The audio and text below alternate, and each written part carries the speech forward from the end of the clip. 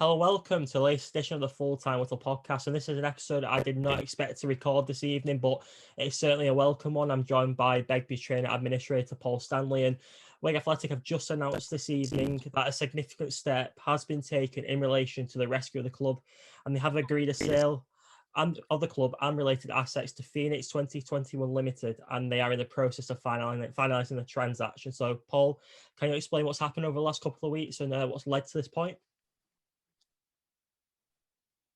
Yeah, we agreed a deal a couple of weeks ago. I actually thought it was probably going to complete or exchange last weekend. It took most of this week to get the legal sorted out. The EFL had a few tweaks to the agreement they needed to see. There were assurances that the new purchaser has to give and that we have to give, which we agreed, and that's all been documented today. So the deposit was sent over this afternoon, and we exchanged contracts at 7 o'clock, 20 minutes ago or something. And obviously, a statement emerged from the chairman of the football club, Tal Hamid. Obviously, Phoenix 2021 is the group from Bahrain which are stepping to save the club. What can you tell us about this group? Well, I think you're probably better off asking them about it. Yeah, I know that the Mal Brannigan's the guy that's going to be day-to-day in control. He's had a good football record, as I said previously before people knew who he was.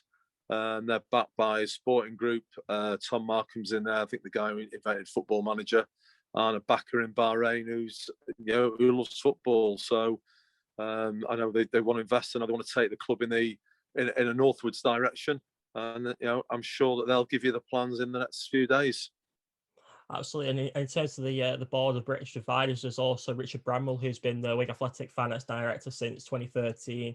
He's been involved at the club for a very long time. And there's also Dr. Oliver Gottman, and it sounds very promising. And in terms of a timescale, are you able to put one on for when a sale could be completed by? Yeah, there's a long stop date in the contract is the 31st of March, but I think the statement from the new owners is the same as for me, that we think the work we've done up till now puts in a stage where we can do it sooner rather than later. It has to be full EFL board approval, but I don't think there are any issues there because we've already had their comments and made the necessary adjustments to the contract. The council needs to assign the lease, which is all agreed in principle. The college needs to do the training ground, that's all agreed in principle, and where the academy is based, that needs moving across as well. So it's just really bits of legal paperwork. All the big hurdles have already been agreed between us. It's just a matter of it being documented. So the contract is subject to a couple of those things, the stadium and the EFL. But we spoke to the council today. They're very, very supportive. The EFL have we've cleared all their queries. So I think it will be over the next couple of weeks, if not sooner. In terms of the EFL, you briefly mentioned them there. Can you explain what processes they did to almost vet the Bahrain group? Well, they have to do checks on all the people, and in the UK that's quite easy because there's records in foreign jurisdictions. They have to get foreign investigators in those countries to vet the people and make sure there's nothing unusual that comes out, and they clearly have given the green light to the guys over there and the guys in the UK.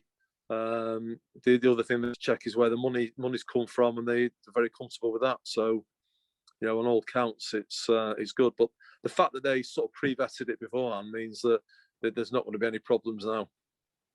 Do you think it is going to be finally the end to this really dark chapter in Wigan Athletic's 89-year history?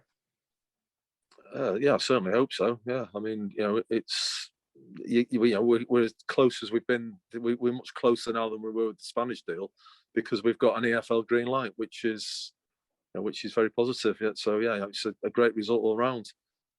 In terms of your personal reaction, I imagine there was a lot of frustration when the Spanish deal fell through.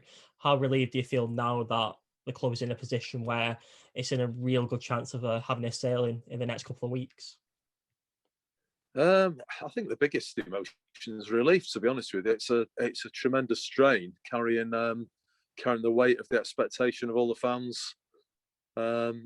it's and sometimes there are problems that you're not allowed to discuss. There are things you're not allowed to say because you've signed confidentiality agreements with people, and it's nice now that you can go back with some good news because people have been very, very patient. It's taken a long time to get to where we've got to, and I think it's great news that we've got something that looks positive, and hopefully there'll be a big lift now for the club. Tomorrow there's a game. It'd be great if there's a big lift off the pitch and on the pitch, and everybody unites, and the club can get themselves to some sort of mid-table safety this season. Absolutely, and I think it's rather fitting as well that the group is called Phoenix 2021 because the club now is being saved like a phoenix in the fire, rising above all the darkness of what's happened over the last 9 months and everything that's obviously transpired. And I'd just like to ask you, have you got any parting messages to end this short podcast to the Wigan Athletic fans? I'm just delighted about it. I'm really, really, really pleased. It's what we set out to do at the start, and it'd be fantastic when we've completed it. Obviously, going forward, I wish the club all the best. It's quite an emotional day, really. It's surprising, isn't it? And like you say, it happened. You don't expect it to happen until you've had the phone call to say it's happened. So I'm delighted, and wish everyone the best. And let's hope that tomorrow the team put on a good performance down at Wimbledon. Absolutely. I imagine when you woke up first thing this morning that you didn't expect for this to happen today so soon, but obviously it's delight all around, and I'd like to say thank you for giving up your time tonight to speak to the podcast, and thanks for being a guest Problem, throughout this last 9 months. Yeah, no, you're welcome, mate. Good luck with it. Cheers. Take care.